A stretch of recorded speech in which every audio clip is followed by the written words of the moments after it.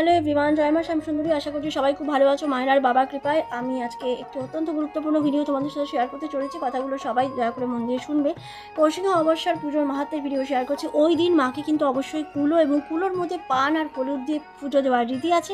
আর বলা হয় মায়ের এক যোগিনী, তিনি মায়ের মন্দিরে এক হাতে ঝাঁটা এবং অন্য হাতে কুলো নিয়ে বসে থাকেন মায়ের মন্দির পাহারা দেওয়ার জন্য। আর এই কুলো অত্যন্ত শুভ, যেই কুলোর বাতাস দিয়ে মা ওই কৌশিকী অমাবস্যার দিন আমাদের সবার সমস্ত খারাপ জিনিসকে নাশ করেন।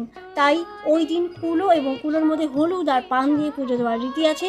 আর এই কুলো পুজোর পর ভেতরে ঘরে দরজার ওপর রাখা হয়, যাতে ঘর থেকে যেই বেরোক না কেন তার যাত্রা যাতে শুভ হয়। তো তোমরা সকলে এসো মায়ের মন্দিরে, এইভাবে মাকে পুজো দিয়ে নিজের মনের বাসনা জানিয়ে যেও, পুষ্পাঞ্জলি দিয়ে যেও এবং অবশ্যই ভোগ নিয়ে তারপর তোমরা মন্দির থেকে বেরোবে। তো চলো, সবাই খুব ভালো থেকো। জয় মা শ্যামসুন্দরী। টাটা।